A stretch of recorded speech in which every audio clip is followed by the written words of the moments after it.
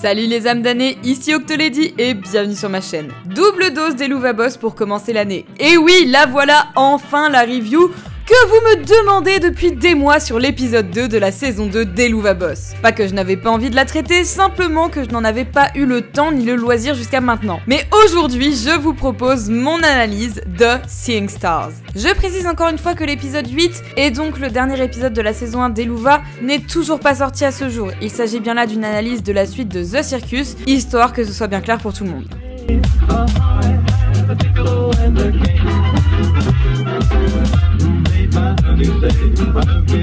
Lorsqu'elle était petite, Stolas raconta à Octavia l'histoire d'une chute d'étoiles ne se produisant qu'à certains moments très précis. Évidemment, il avait promis à sa fille de l'emmener voir ce phénomène qu'il lui avait décrit comme étant incroyable. De retour au présent, la jeune adolescente n'a pas oublié cette promesse, loin de là, et se réveille le matin du jour J, toute heureuse à l'idée de partager ce moment avec son père. Hélas, celui-ci est en pleine gestion du déménagement de Stella après l'annonce de sa volonté de divorcer et semble complètement avoir oublié l'événement. Malgré l'insistance d'Octavia, Stolas explique à sa fille qu'il va être occupé un moment. Vexée et blessée, Octavia prend la décision d'aller voir seule les étoiles. Du côté d'IMP, Blitz et Luna ont semble-t-il eu une discussion un peu musclée. Blitz arrive à se faire entendre et pendant que Moxie lui fait un massage, Octavia s'introduit dans le bureau et réussit à voler le grimoire pour lui demander de l'emmener voir les étoiles. Elle disparaît alors dans un portail et se retrouve à Los Angeles. Plus précisément à Hollywood, loin de la pluie d'étoiles qu'elle espérait. Blitzo, alors complètement paniqué, explique la situation à Stolas qui déboule et emmène toute la petite troupe là où se trouve sa fille.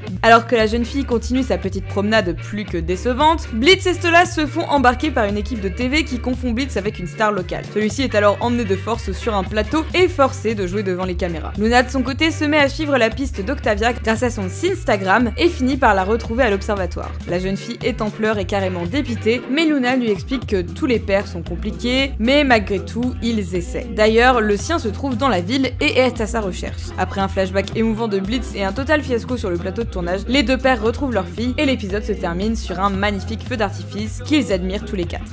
Cet épisode était bien, vraiment bien. Mais car oui, il y a un mais, il m'a également donné un goût amer. L'amertume d'avoir passé certaines intrigues un peu trop vite, mais également d'avoir des actions manquantes. J'ai vraiment eu l'impression que des tonnes de choses s'étaient passées entre les deux épisodes, et à la fois pas tant que ça. On voit effectivement que Stolas et Stella sont bien en plein divorce, comme le suggérait à la fin de l'épisode 1, mais d'un autre côté, la relation stoliste semble être réparée, s'être améliorée, alors qu'aux dernières nouvelles, leur relation était vraiment au plus bas. Pareil pour ce qui est de la scène dans le bureau au tout début. Il semble qu'il nous manque certains événements qui se seraient passés entre Moxie et Blitz, ou encore Blitz et Luna. Nous allons reprendre ça point par point afin d'essayer de mieux comprendre.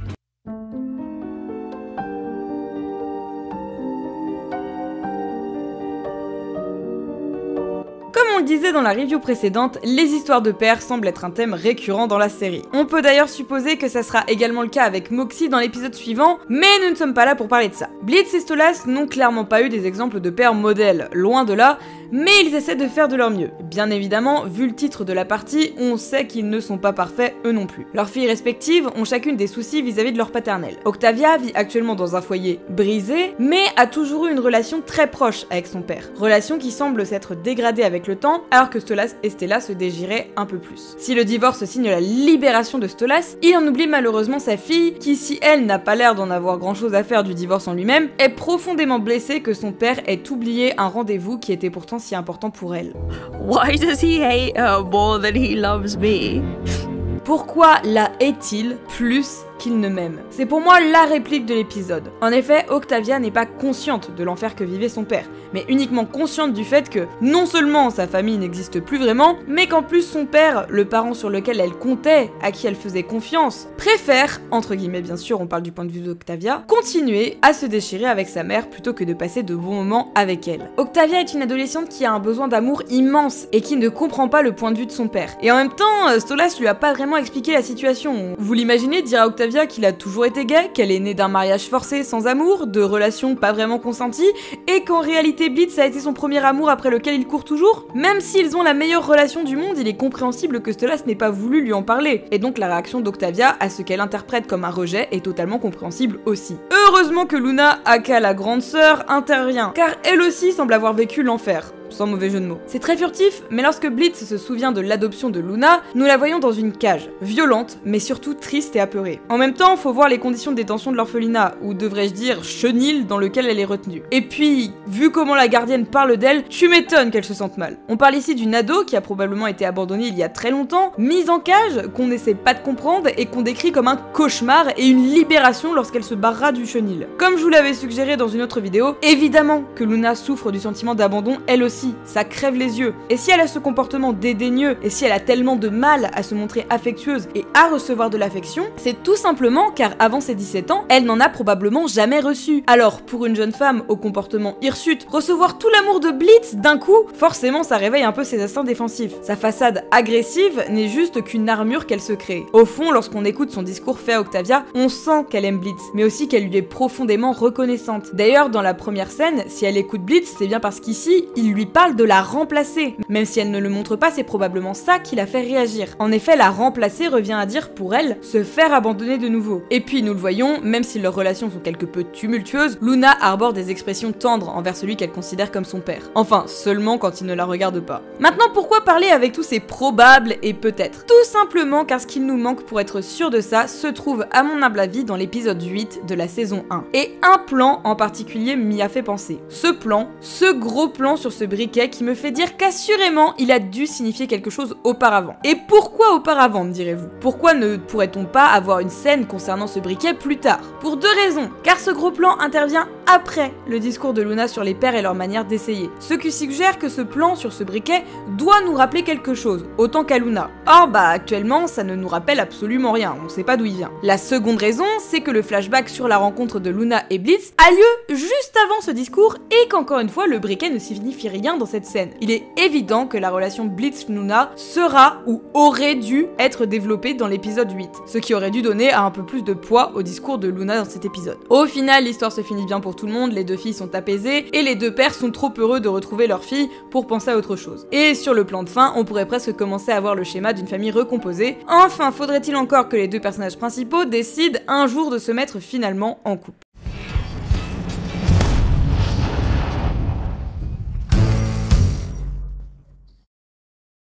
S'il y a bien un aspect d'Helluva qui a été développé ou bien commencé à l'être en profondeur, c'est bien le Stolitz. La relation toxique du « je t'aime moi non plus » qu'entretiennent les deux protagonistes de l'œuvre est une des intrigues centrales de la série. C'était d'ailleurs un des thèmes principaux des deux derniers épisodes. On évoquait la peur des deux parties de s'engager dans l'épisode 7 et leur rencontre ainsi que le début de leur pacte dans l'épisode 1 de la saison 2. Mais si l'histoire nous suggérait que le couple allait au plus mal et ne pressentait pas de nouvelles retrouvailles de sitôt, eh bien l'épisode a selon moi un peu précipité les choses. Bon, bien évidemment, en apprenant la nouvelle que sa fille s'est barrée on ne sait où avec l'aide du grimoire, Stolas rapplique immédiatement chez Blitz qui avait choisi en premier lieu de l'appeler. D'ailleurs, celui-ci savait très bien à quoi s'attendre vu l'inquiétude qu'il éprouvait rien qu'à l'idée de parler de la situation au prince. Je pense que les deux personnages n'avaient clairement pas prévu de se revoir de sitôt. Mais tout comme Blitz aime Luna, il sait à quel point Stolas tient à sa fille, et leur relation actuelle n'intervient pas vraiment dans son raisonnement. Je vous disais que leur relation semble réparée, mais pas tant que ça. En effet, Stolas et Blitz, au début du moins, s'envoient quelques pics bien sentis,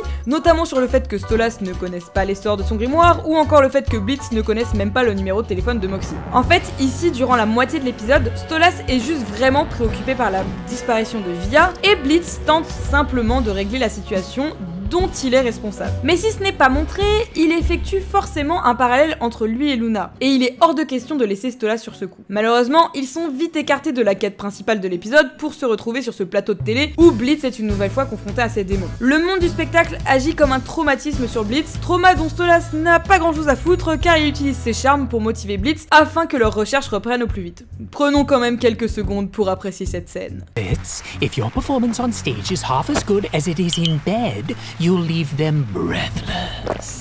Mais comme je vous le disais, malgré la tension sexuelle de cette scène, on voit bien que Stolas fait surtout ça car il n'a qu'une hâte, retrouver Via. Alors osef que Blitz se soit stressé devant une caméra, s'il pouvait bouger son cul, ce serait tout de même bien mieux. Bon, je vous dis ça, mais quelques scènes appuient tout de même la complicité retrouvée, et même beaucoup plus appuyée de nos deux protagonistes. Stolas retrouve ici le sentiment qu'il a eu lors de sa première rencontre avec Blitz, c'est comme si celui-ci retombait amoureux de lui une seconde fois. Sauf que cette fois, Blitz semble plus réceptif, et c'est aussi ça qui me dérange change un peu. Même si ce n'est évidemment pas le propos de l'épisode, on est plutôt sur des relations père-fille compliquées que sur le Stolitz en lui-même, et bah je trouve que ces interactions ne font pas écho à leur situation avant cette espèce de situation d'urgence. Alors justement, c'est une situation d'urgence, où le dernier contexte de leur rencontre est carrément oublié au profit d'un objectif commun, mais je ne sais pas, j'ai comme un goût de pas fini. Après, leur relation sera de nouveau exploitée, j'en suis certaine. Après tout, nous n'avons pas encore évoqué les cristaux d'Asmodée, et je suis sûre qu'ils vont tenir un rôle dans cette saison. Maintenant que le scénario que je m'étais fixé dessus a été balayé par cet épisode, il est évident que Stolas va simplement vouloir en offrir un à Blitz en échange de son grimoire. Mais à quel prix ?